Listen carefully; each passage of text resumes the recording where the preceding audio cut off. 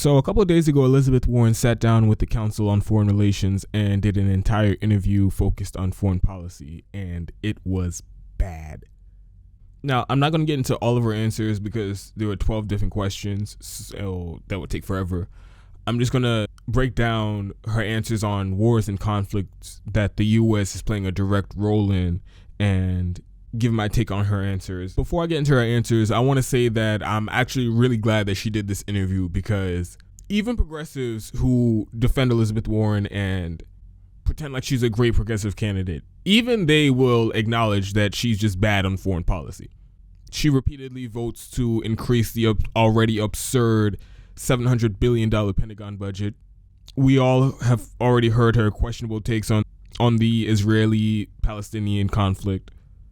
But I feel like we all got so used to Elizabeth Warren just being bad on foreign policy that we just, when we talk about it, it's just a vague general thing, and it's like a bullet point in a pros and cons list. It would be in the cons list. But when you actually see her position on these different conflicts, these conflicts that have real world consequences, these are life or death situations we're talking about here. We're talking about war and foreign policy. When you go issue by issue and you see how bad she is on whether it's Saudi Arabia or Iran or Venezuela, that is inexcusable, especially if you're running for president, because not only do you have to be right on those issues if you're president, you're going to have to buck and fight against the entire political establishment of both parties, the donor class, the military industrial complex, the intelligence agencies. You're going to have to go up against all of them, the media, if you're going to actually rein in U.S. imperialism and stop all these endless wars.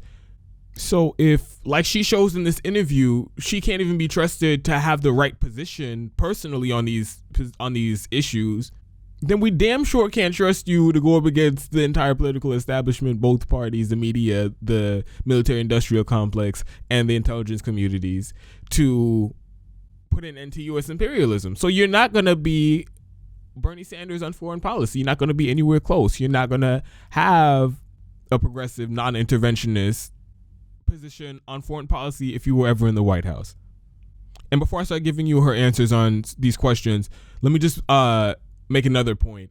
If you notice throughout all of these answers she gives to these questions, there's a common thread that she doesn't really have any fundamental critiques of U.S. foreign policy and establishment wisdom and the decades, if not centuries, of U.S. imperialism. Instead, she wants to go conflict by conflict and make tweaks around the edges and have things work more smoothly, but she doesn't get to the root of the problem. So to me, her answers came off as basically status quo defending when it comes to U.S. foreign policy, with no real mention of our track record of flat out imperialism, U.S. war crimes, the illegal wars that we start for profit. No mention of any of that. It's just tweaks around the edges and things that we could do to make things work more smoothly. So, like I said at the beginning of this was a bad interview. Now let's get into some of her answers. Now, I want to start with this question on Saudi Arabia. So her interviewer asked, given the assassination of Jamal Khashoggi and Saudi Arabia's involvement in the civil war in Yemen, what changes, if any, would you make to U.S. policy towards Saudi Arabia? Now, she starts off by speaking very vaguely and generally and talking about some of the bad things that Saudi Arabia has done in recent years. She mentions Yemen and what Saudi Arabia has done in Libya, Lebanon, and Egypt, and Qatar. And like I said, no details. She doesn't get into details of any of that, especially not the genocide in Yemen. And then she says those things have undermined U.S. national security. And then she finishes that thought by saying, quote, the Saudi government's role in the brutal murder of Jamal Khashoggi and its repression of its own citizens insults all who respect human rights and calls into question its reliability as a partner. Okay, but what does that mean? She just said Saudi Arabia has done so many bad things, and that is a very long list of bad things. She doesn't get into any details. She doesn't get into how they're bombing hospitals in Yemen and how they've bombed schools and that one time they bombed a school bus and killed 40 kids, or how they're blockading the country and not allowing food or medicine in, which is illegal under international law. They're not talking about the actual genocide. She didn't mention any of that. Just said they did some bad things in Yemen and Lebanon and Qatar and the list goes on. And then she just says it calls them to question their reliability as a partner. Wow. You want to talk about mild, weak sauce criticisms of the Saudi government? This is how she finishes her answer. Quote, "We must be crystal clear about our expectation if Saudi Arabia wants a real partnership. If the Saudi regime is unable or unwilling to meet those expectations, they can expect real consequences in terms of a more limited relationship moving forward." Okay, let's back this up. So she doesn't even say what expectations she would have for the Saudi government or the Saudi regime. She just says we must be crystal clear about our expectations, but doesn't say what those expectations are. So nice double speak there, Liz, as always. You want to talk about expectations? I have some expectations for the Saudi regime. How about they stop with the whole brutal theocratic dictatorship that they got going on in their country? How about they stop beheading people in the public square for drug use and sorcery and being an atheist and witchcraft and all this other bullshit? How about they stop executing protesters and activists? How about they do that? How about they stop with the fucking genocide in Yemen? I mean, over 90,000 children are dead because the country of the blockade and the relentless airstrikes and the bombing campaign. Millions of people are on the brink of starvation. 500,000 people are actually starving to death right now in Yemen because of this blockade. There's no food in the country. Half of the hospitals aren't even operational because the Saudis and the Emiratis have bombed them. Civilians are being targeted. Children, women, innocent people who have nothing to do, who aren't taking up any arms against the Saudi government, are slaughtered over geopolitical bullshit. How about this? You want to talk about expectations? How about we set this new expectations that the Saudi government stop giving U.S. weapons to terrorist organizations like Al-Qaeda and ISIS? How about they do that? Because again, in Yemen, Saudi Arabia is directly giving U.S. weapons to Al-Qaeda on the ground to fight the Houthi rebels to take control of the country. So they have Al-Qaeda working as our foot soldiers in Yemen. How about we stop doing that? How about we stop arming ISIS or have Saudi Arabia and the U.S. stop arming ISIS in Syria? How about we do that? You want to talk about expectations? How about Saudi Arabia stop building these radical Wahhabist, Salafist mosques where they radicalize Muslims all over the world? And that is their intention, to radicalize Muslims into jihadism. How about we set that as an expectation? So again, Elizabeth Warren talking about let's be crystal clear about our expectations, but she doesn't have any expectations. And if you don't meet those expectations, well, either way, meet them or not, we're cutting off all weapon sales to Saudi Arabia. We're cutting off all financial ties. We're ending this whole corrupt ass petrodollar partnership that we got with Saudi Arabia. We're going to stop selling them military technology. We're going to cut financial ties with Saudi Arabia and actually try to hold them accountable for their war crimes and arming terrorists and their support of ISIS and Al-Qaeda throughout the world. Those should be the terms of any relationship with the U.S. and Saudi Arabia going further, period, regardless of what they say or do. But Elizabeth Warren says if they're unwilling to meet our expectations, the expectations that she hasn't even stated and made clear that what they are, she just says that they have clear expectations. If they don't meet those expectations, they can expect real consequences in terms of a more limited relationship moving forward. A more limited relationship. So maybe instead of selling you $100 billion worth of weapons, we're only selling you $50 billion worth of weapons. Instead of backing you and supporting you in defending and propping up terrorists in Yemen and Syria, we're only going to help you do it in one country. You want terrorists? You want to give weapons to terrorists in Syria? All right, we'll fund ISIS, but we're not going to do it in Yemen too. Is that what you mean by limited relationship, Liz? Is that what you're talking about? Are you talking about minor tweaks around the edges? Because that's what it feels like you're talking about. And one more quote from her answer on Saudi Arabia that really just shows how clueless she is and how much she is just willing to take the word of the U.S. intelligence agencies and the whatever the establishment wisdom is on U.S. foreign policy issues and our relationship with Saudi Arabia. She says this, and it's fucking mind-blowing. Quote, while the U.S. and Saudi Arabia will continue to share common objectives, for example, to prevent terrorism in the region. So she's part of the crowd who is actually trying to say with a straight face that Saudi Arabia is one of our greatest partners in the region in fighting terrorism. Like I just said, and it's been proven over and over again, Saudi Arabia is funding terrorists in the region. Saudi Arabia is giving weapons and money to ISIS and Al-Qaeda. Hillary Clinton, in her own emails that were leaked back in 2016, were transcripts, I believe, when she was talking to Wall Street executives. She was doing one of her paid speeches, and she was like, yeah, we recognize that Saudi Arabia has been funding and arming ISIS and other jihadist groups around the world, and that's just one of the downsides with our relationship to them. Sometimes they take the weapons and money we give them and give it to terrorists. I don't know, that's just part of doing business with Saudi Arabia. Hillary Clinton was just admitting that freely out in the open like it was nothing. So for Elizabeth Warren to just come out and quote the U.S. generals and the CIA and the State Department and just say, yeah, man, Saudi Arabia, you know, they're our biggest ally in the region fighting terrorism. How little do you actually question U.S. foreign policy?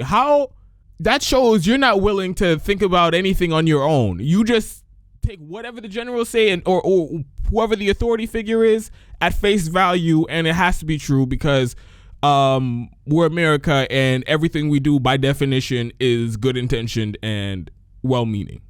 Even if it's our inexcusable, horrendous, atrocious relationship with Saudi Arabia that is arming terrorists while we are claiming to be doing a war on terror. Now, we've seen her answer on the U.S.-Saudi relationship. Let's see what she thinks about our relationship with Iran. So the question was, would you rejoin the Iran nuclear deal, and what changes to the existing agreement, if any, would you require before agreeing to rejoin the accord? So she starts off with only the most logical answer to the question. Yes, if Iran agrees to the terms of the deal, I'll go back into the Iran nuclear deal. I mean, that really is a no-brainer, and you don't get much points from me for saying that. But then she says this, and I was confused. I was like, what? This is, again, Elizabeth Warren buying into the U.S. imperialism, the lies coming from the CIA and the State Department and the Pentagon. She just believes it uncritically and repeats it. She says, quote, we also need to address serious concerns about Iran's policy beyond its nuclear program, including its ballistic missile program and support for destabilizing regional proxies. Okay, so I just have to start by challenging the premise of what she's talking about right there, which is that Iran, they're the bad guys in the Middle East, and they're funding all the people who we're fighting, and that is a huge national security threat to the United States.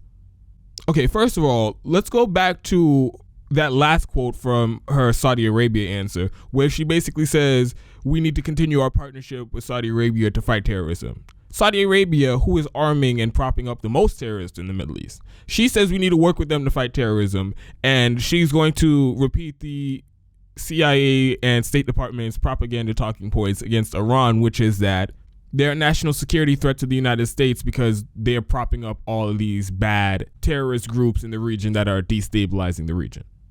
So it basically all comes back to the whole Iran is the number one state sponsor of terrorism bullshit talking point. But I actually want specifics on this list. Who are the destabilizing regional proxies that Iran is supporting? Are you talking about Hamas in the West Bank? You talking about the Palestinian Authority? Yes, the real problem with the Israeli-Palestinian conflict is that Iran is providing minimal support to a group of Shia Muslims who are being systematically abused by the Israeli government and are the victims of a literal genocide. Because the real problem with that equation is Iran providing minimal support to Hezbollah and Hamas. That's what the real problem is. It's not the genocide and the land grabs of Netanyahu and his Likud party. It's not that. It's not the far right government of Israel murdering Palestinians, bombing civilian areas, bombing the only power plant in Gaza back in 2014, and still to this day, 2019, they only have 3 hours worth of electricity a day in Gaza in the West Bank because Netanyahu bombed the only power plant, the only remaining power plant. So it's not the problem there isn't Israel. It's not the U.S. support of Israel. The real problem is the people who are destabilizing the region is Iran and their minimal support of Hamas or Hezbollah. That's what it is. Okay. Who else is she talking about? Is she talking about Iran supporting the Houthi rebels in Yemen? So again, another instance of the U.S. and our allies doing a genocide on poor Muslim people, and the Iranian government provides minimal support in terms of weapons and maybe funding or whatever it is to the Houthi rebels, and that's the real problem in the Middle East. It's Iran and their support of destabilizing regional proxies. Are you talking about the Houthi rebels in Yemen being slaughtered by Saudi Arabia, the UAE, and the United States? Are you talking about those people that are destabilizing the region? Is that what it is, Liz? Because it seems like you're not thinking about this critically. It seems like whatever the talking points you hear from the national security apparatus and the intelligence agencies and the State Department and the mainstream media, that's what you run with. That's what you think is legitimate and the only way to look at the situation. So again, it might seem like I'm losing it over a small thing, but she's perpetuating this right-wing bullshit propaganda that is consistently pushing the U.S. to a more hawkish stance on Iran, which is the lie that Iran is the number one sponsor of state sponsor of terrorism. The lie that Iran is the one supporting all these radical jihadist groups in the Middle East that are destabilizing the region. That isn't the case. The people who are supporting the radical groups destabilizing the region are the U.S. and our allies. So you have it exactly backwards, and you are coming out and trying to paint the picture that Iran is the actual threat in the region. And she continues this line of thinking that Iran is the biggest threat in the world and the threat in the Middle East by saying, quote, "The Iran nuclear deal made addressing these problems easier by taking the threat of a nuclear-armed Iran off the table." Okay, let's stop right there. So she's moving on to the other bullshit propaganda talking point that has never been proven about Iran, which is that they are not only trying to get a nuclear weapon, they're trying to get a nuclear weapon, and then once they get their nuclear weapon, they're going to use it on the United States or one of our allies. There are so many leaps in logic and assumptions you'd have to make before you get to the point where Elizabeth Warren is. The real problem in the Middle East is that Iran is trying to get a nuclear weapon and use that nuclear weapon on the U.S., one of our allies. Liz, the problem in the Middle East, what's starting the conflicts and the destabilization is the U.S. consistently starting illegal regime change wars in these countries. That's what's starting these conflicts. That's what's exacerbating the conflicts and the wars in the Middle East. It's not yes, there's a problem with a potential nuclear arm race, but don't try to act like it's solely Iran trying to get a nuclear weapon that we need to worry about. Israel very likely has nuclear weapons. We are finding out that Donald Trump has been trying to sell nuclear technology to the Saudi regime. So don't act like, oh, the big bad Iran is trying to get a nuclear weapon, and then once they get that nuclear weapon, they're going to kill us, and that's what we all need to worry about. No, if we want to talk about just the denuclearization of the Middle East, Iran isn't even the number one. They're not even the top priority. The top priority should be making sure that Saudi Arabia, who's currently in the middle of a genocide, never gets a nuclear weapon. One of the top priorities should be that Netanyahu, who is conducting a genocide of the West Bank and Gaza and Palestinians, to make sure that he never ever gets to have or use a nuclear weapon. Those are priorities over Iran maybe potentially doing nuclear tests in their countries, and which again wasn't even proven. Back when the Iran deal was signed with Barack Obama, nobody had proof that they were actually using their nuclear program to build a nuclear weapon. It was just an assumption from the CIA, and people ran with that and acted like it was a serious threat to U.S. national security. And Barack Obama was like, okay, let's deal with it. We'll make the Iran nuclear deal and make sure that they can only use their nuclear power plants for energy. They get the nuclear deal, and that was it. Iran complied with it. They didn't make any. There weren't any qualms. They weren't arguing. They weren't trying to get a nuclear weapon. They weren't trying to find loopholes so they could get nuclear weapons. They didn't want one. So I'm up to here with this fucking bullshit talking point that is just meant to stir up fear and anger towards Iran, which is that they want a nuclear weapon, and then once they get that nuclear weapon, they're going to use that to attack the U.S. or one of our allies, even though that means assured mutual destruction and the destruction of Iran. They're not even making sense. It's just an excuse to be more militaristic and more hawkish and to spend more money to try to counterbalance Iran's influence in the Middle East, because, you know, if they get a nuclear weapon, we have to be able to fight back.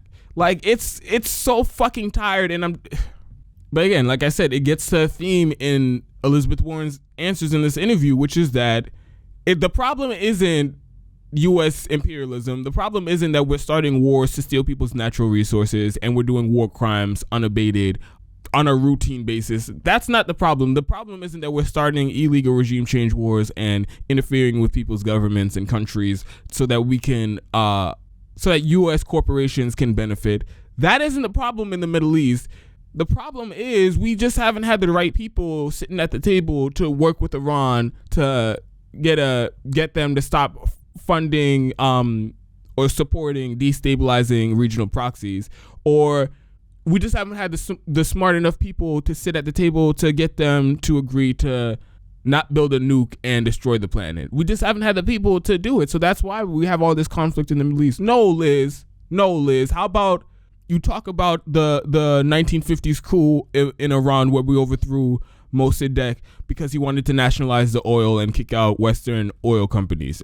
How about we talk about that? How about we talk about that effect on the current politics in Iran? How we put in place the Shah, which was a dictator, and ever since then, Iran went from a thriving democracy with a growing economy in the Middle East to a brutal theocracy with immense corruption in the government and insane wealth inequality. So how about we talk about that? No mention of the 50s coup in Iran, or the overthrow of Mossadegh in her answers.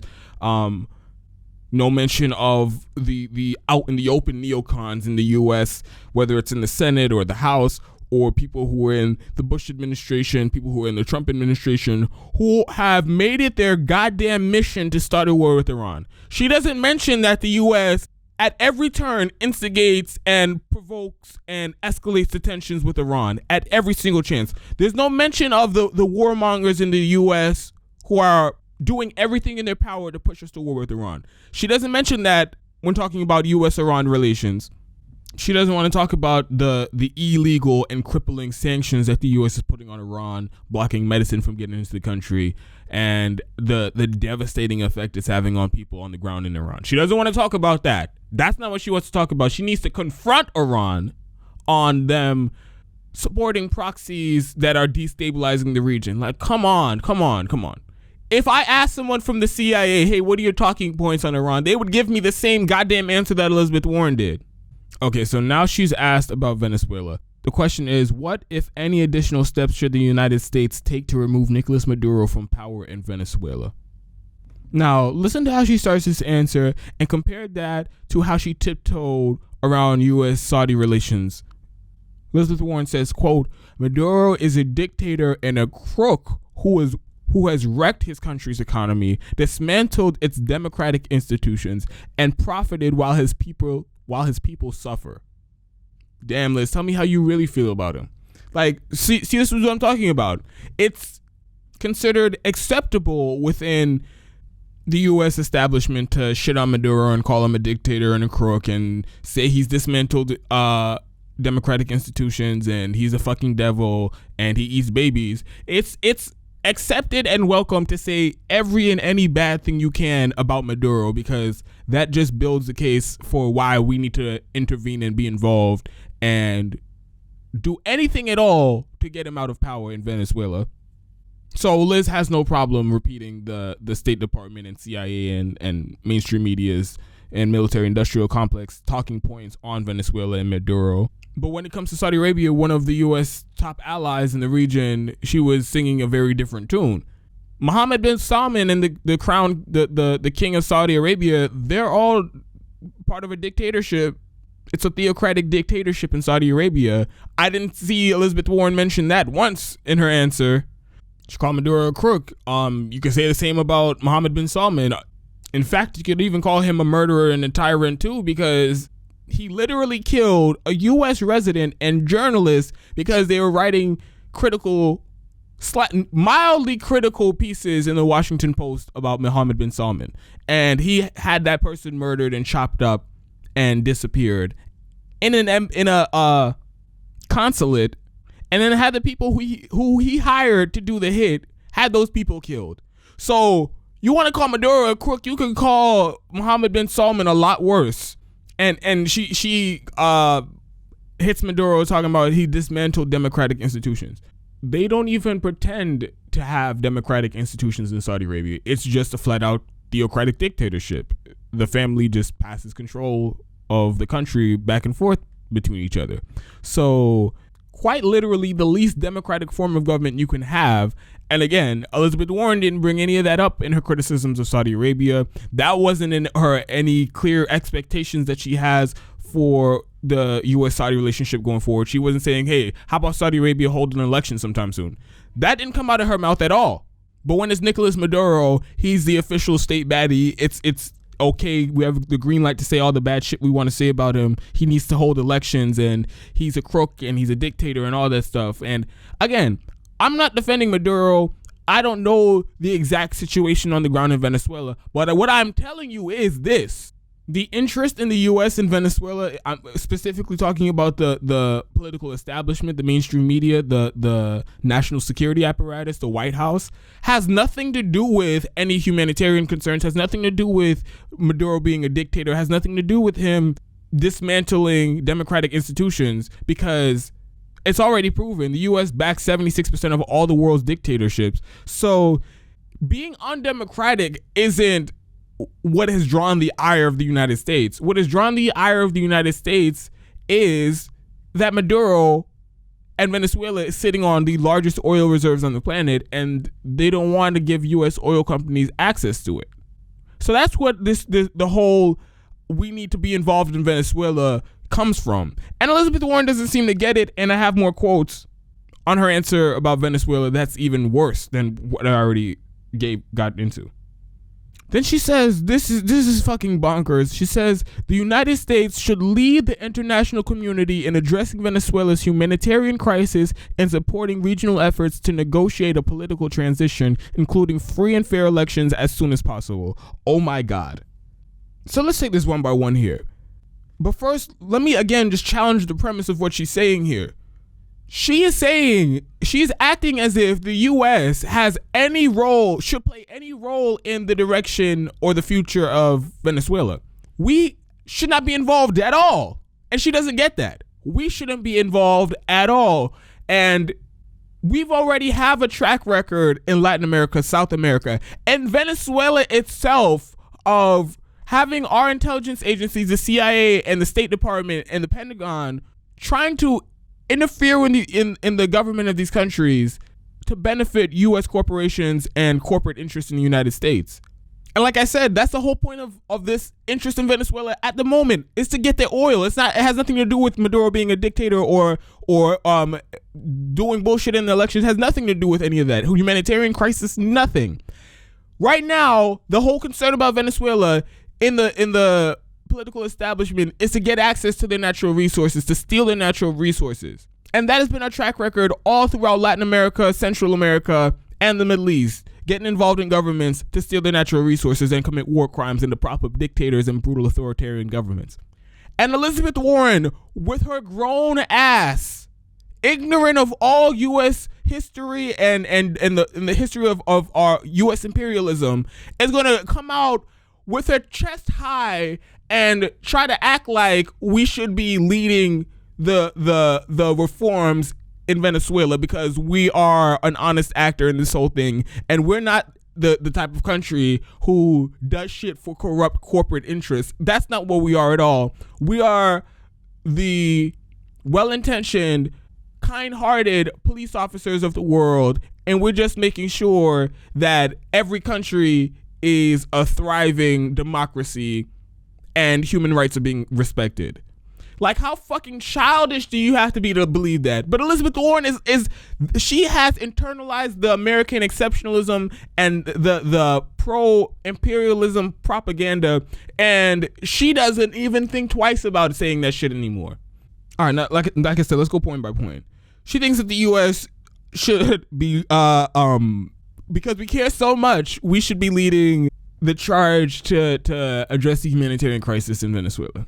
Liz, if you want to talk about addressing humanitarian concerns on this planet, how about we start by ending our involvement in the worst humanitarian crisis on the planet? We are helping Saudi Arabia and the UAE conduct a brutal genocide of the Yemeni people. Every single human rights organization on the planet agrees that what's happening in Yemen is the worst humanitarian crisis on the planet. If you actually cared about humanitarian problems and human rights, you would be at the top of your lungs screaming about how we need to get out of Yemen, how we need to end this war, how we need to hold the people in the US and Saudi Arabia and the UAE and France and the UK who have been knowingly assisting in this genocide. We need to hold them accountable. If you actually cared about human rights and humanitarian crisis, that's what your first concern would be. Your first concern would be, how do we need to end this blockade that the U.S. and Saudi Arabia is doing of Yemen, and we need to allow in medicine and we need to allow in food into the country because we bombed the shit out of it and the infrastructure is destroyed. That's what your top concern would be if you cared about humanitarian crises. But that's not what it is. You're just repeating the approved talking points from the CIA and the State Department. And it's so silly. You're a grown-ass person. You're a senator on the Armed Services Committee, and you can't think for yourself. You can't think, hey, wait, everybody keeps telling me that we need to get involved in the humanitarian crisis in Venezuela, but nobody's talking about ending the humanitarian crisis that we are responsible for in Yemen. You don't see how that's contradictory. You don't see how it's maybe that we don't actually care about humanitarian crises and we're just using that as an excuse to get involved in more countries and to do more imperialism and to do more interventions and to do more regime change wars. But she doesn't question the fundamental underpinnings of U.S. foreign policy. She doesn't question the establishment wisdom. What she hears is what it is, and that's it. She doesn't think twice about it, and she's just going to repeat it, do the bidding of the military-industrial complex and the national security apparatus. And then, again, the part about negotiating a political transition and including free and fair elections as soon as possible. Liz, how about you make those same demands about Saudi Arabia? Saudi Arabia has never had a fucking election, much less rigging an election. They never even gave the appearance of wanting to have a democracy. They said, we're going to be a theocratic, brutal, authoritarian dictatorship, and that's the end of the discussion. There's not going to be any votes. There aren't going to be any referendums. There aren't any ballot initiatives. There aren't none of that. Nope. There's no democracy anywhere at all in this. We're not even going to put up the appearance like in the United States where it's actually an oligarchy, but we have the appearance of a democracy. Saudi Arabia wants none of that, and you don't bring up any of that when you're asked about Saudi Arabia. Never once have I heard you talk about we need to have elections in Saudi Arabia. But when it's convenient for the narrative of U.S. imperialism, you want to bring up the fact that we want to do elections in Venezuela. How about you had that same energy when the reports come out, like they already have, that the U.S. supports 76% of the world's dictatorships, including the one in Saudi Arabia. So the nitpicking and the double standard and the selective outrage that it comes when it comes to countries that aren't doing the bidding of U.S. corporations and the U.S. empire. That's when everybody wants to be concerned about elections and humanitarian crises, when it's convenient to the regime change and the U.S. empire narrative. So, god damn it. It gets me mad that she doesn't see this. That someone who's been in the Senate for almost 10 years now doesn't get what the history of U.S. imperialism in, doesn't get how out of control our foreign policy is. She really thinks that we're doing all of this because we care about freedom and democracy. She thinks we're doing this because we're actually worried about security threats around the world. She thinks we're doing this because we care about humanitarian crises and human rights violations, ignoring the fact that we are the biggest human rights abusers on the planet, ignoring the fact that we commit war crimes more than anyone else on the planet. Like, I don't get it. I don't get it. I really don't get it. I guess you could call this a silver lining to her Venezuela answer, but honestly, I have problems with this part of her answer too. She says, contrary to President Trump's empty threats, there is no U.S. military option in Venezuela. Congress has not authorized it. The neighboring countries don't want it, and it won't solve the problem.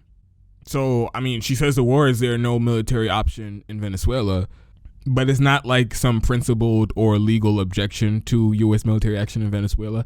It's she gives a list of things that can very easily change, and so it seems like her being against military action in Venezuela is contingent on these things, that Congress hasn't authorized it. They authorized the war in Iraq, so I don't see why they wouldn't authorize a war in Venezuela. They're all warmongers. They're paid by the military-industrial complex. That wouldn't be a hard thing to set up to get Congress to vote for a war in Venezuela.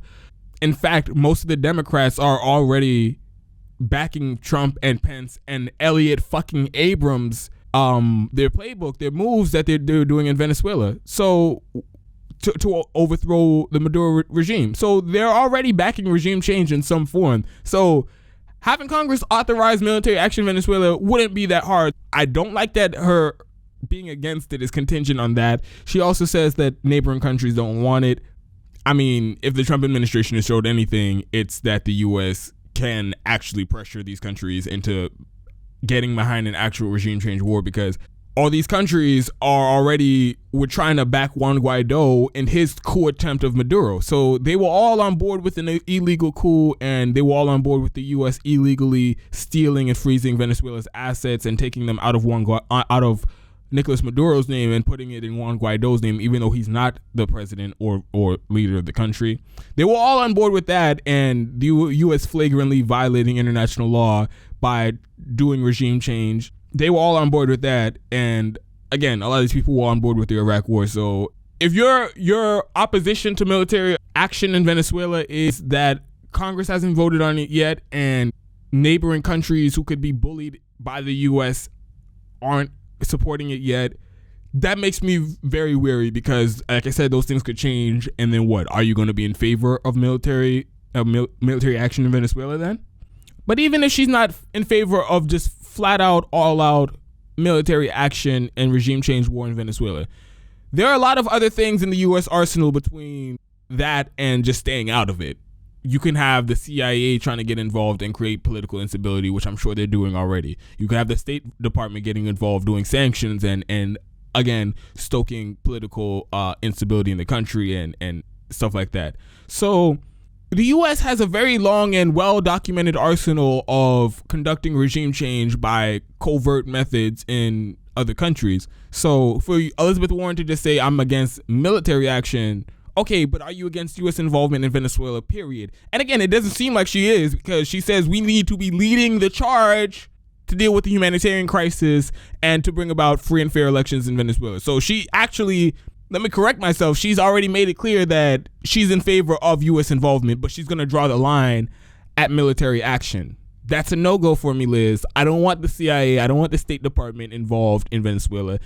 I want you to get rid of the sanctions. I want you to get the CIA out. I want you to get the Pentagon keep them way away from Venezuela, and the State Department needs to stay out of it too. That's what I want. I want nobody involved with it because we're not honest actors. And if we do have any role in Venezuela, it would only be to corrupt the process so that it benefits U.S. corporations and U.S. interests.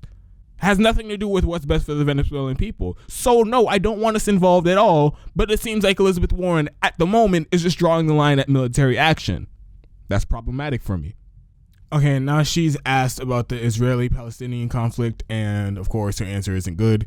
She says she's in favor of a two-state solution, which basically everybody says that, but what's important, what really matters is what are the conditions that you're willing to support in a two-state solution, because a lot of the time the right-wing government in Israel and then the establishment in the United States, they craft all these deals that are incredibly unrealistic and unfair to the Palestinians, knowing that they're not going to accept it because the terms of the deal are just silly and go against everything that the Palestinians say that they want. So everybody says they're in favor of a two-state solution, but the two-state solution has to include that Israel has complete control over Palestinians' borders still, which completely gets rid of the notion of a country's sovereign borders and the country's sovereignty, period. If Israel can determine who can come in and out of whatever the Palestinians' countries, then that isn't technically, they don't own their own countries, they don't own their own borders. There'll still be a territory of Israel. A lot of people say, I'm in favor of a two-state solution, but the Palestinians who've been kicked out of their homes recently and their land and homes and territory has been annexed by Israel. Yeah, we're going to have a two-state solution, but you can't go back to your homes, even though it was stolen from you by the right-wing government of Israel. So are you in favor of a two-state solution but no right to return? Are you in favor of a two-state solution with the right to return, Liz? Because that's a big difference. She says she's going to resume aid to Palestinians in the West Bank and in Gaza, which is a good thing.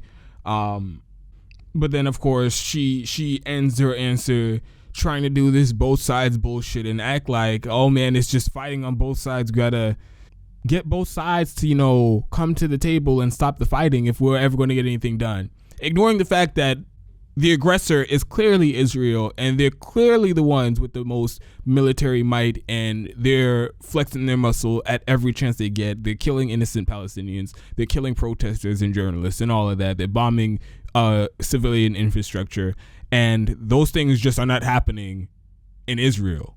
Those things are happening only in the West Bank because Israel has the military might to do that.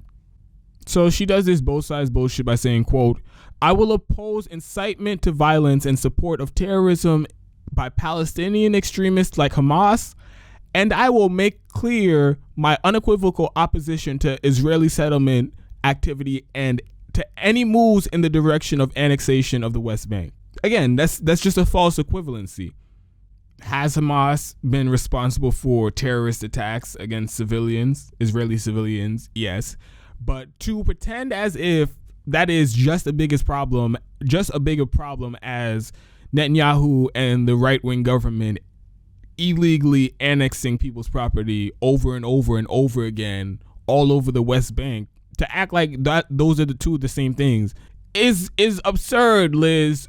I don't agree with Hamas tactics. I don't agree with attacking civilians, but you can't pretend like they're not doing it in self-defense. You can't act like the Israeli government isn't doing a genocide of Palestinians, and in retaliation, Hamas is doing attacks in Israel. And the attacks are very few and far between from Hamas, but Netanyahu's abuses are regular. So stop acting like, again, it's you're ignoring the power disparity. You're ignoring the fact that Palestinians are largely defenseless and are being massacred because you want to do this false equivalence, both sides are responsible bullshit to pander to the AIPAC crowd. And again, another thing that was just clearly missing from her answer is context, is historical context, and what the U.S. and Israel has done in this conflict, the endless list of war crimes. the massacre of Gaza and the West Bank in 2014, the relentless airstrikes from the IDF that killed 86% civilians. So civilians were the target there. And they bombed the hospitals, they bombed the schools, they bombed the marketplaces, they bombed, like I said, the only remaining power plant in Gaza and the West Bank back in 2014.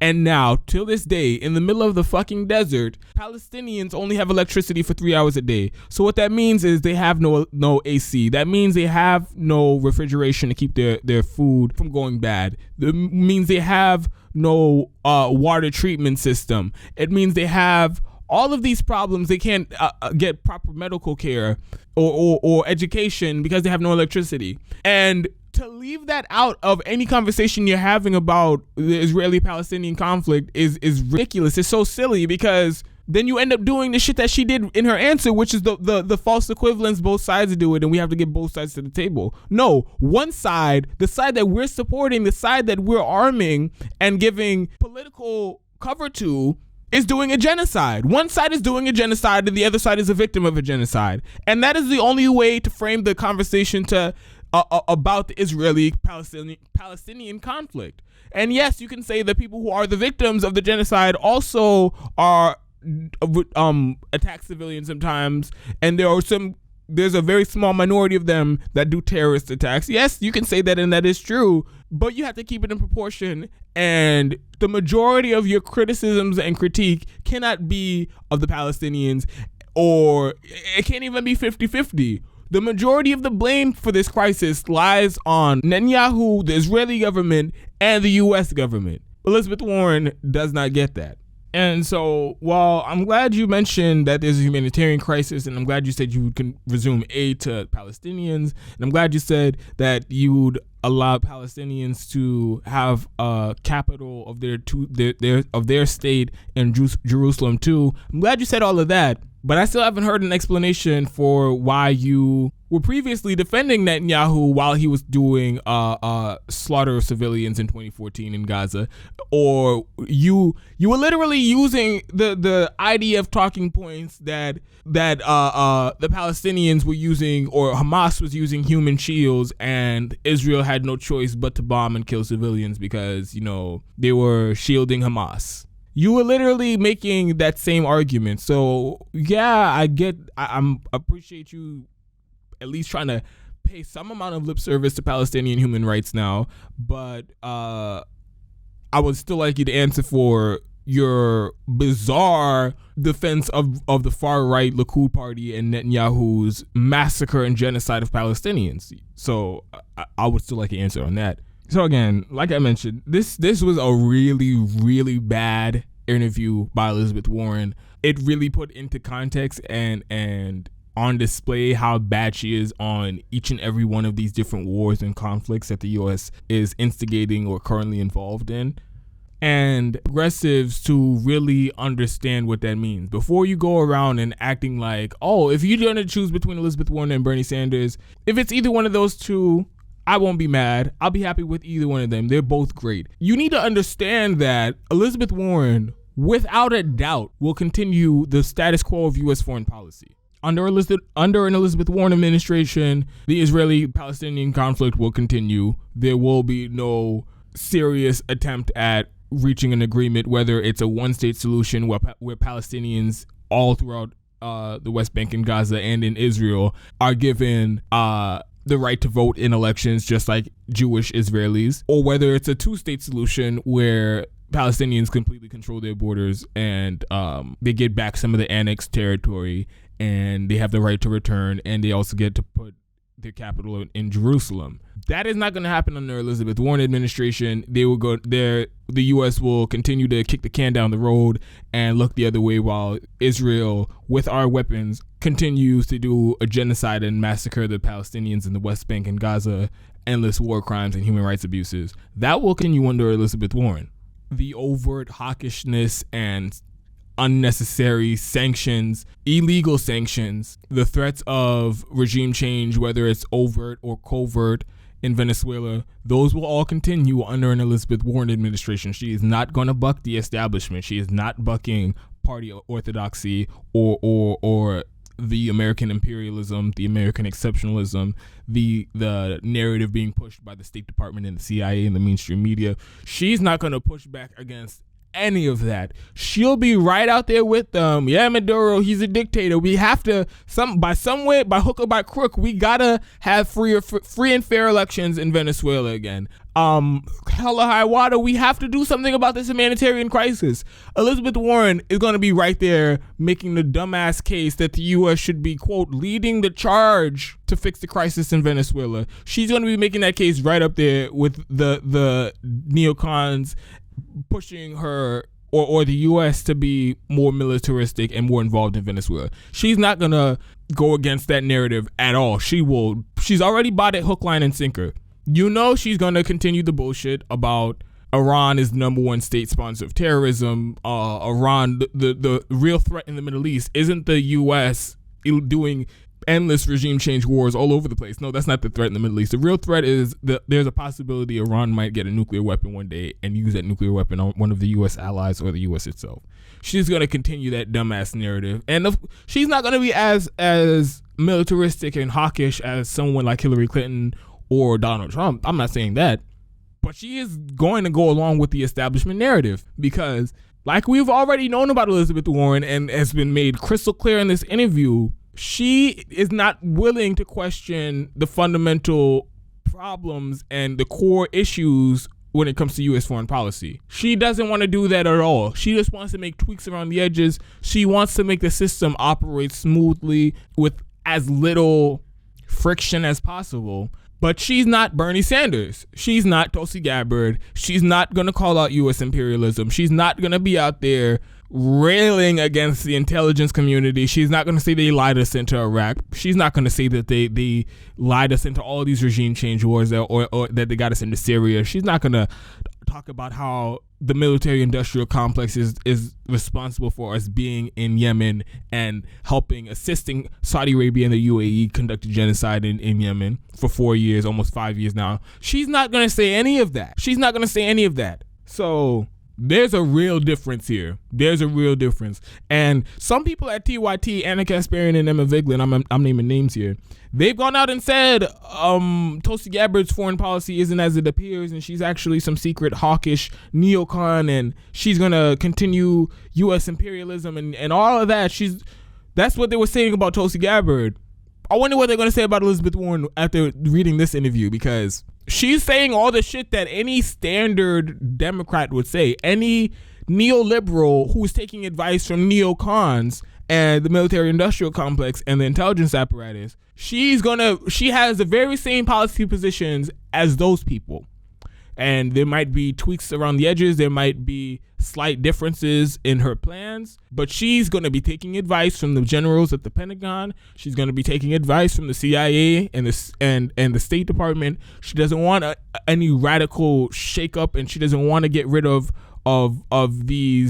basically the deep state that has been hanging around administration to administration and provoking war at every turn and instigating conflicts and all of this stuff to boost the profits of the military-industrial complex. She's going to go and get advice from these very same people and continue the very same status quo. Elizabeth Warren does not fundamentally understand what's wrong with U.S. foreign policy. She doesn't understand that the root of all of our problems are the imperialism. It's the wars to steal natural resources. It's the covert and overt pressure that we apply to get governments to bend to our wills or the will of U.S. corporate interests. She doesn't get that the war crimes and the massacring of civilians are completely out of hand and need to end immediately. And there's no excuse for it, and people need to be held accountable for it. She doesn't talk about war criminals in the U.S. She doesn't talk about any of our allies that are war criminals, whether it be in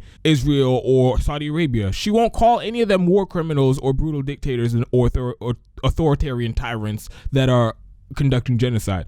She won't say any of those things. All she has is mild critiques of the system and little tweaks and changes that could be interpreted as a left-leaning defense of the status quo of U.S. empire and imperialism.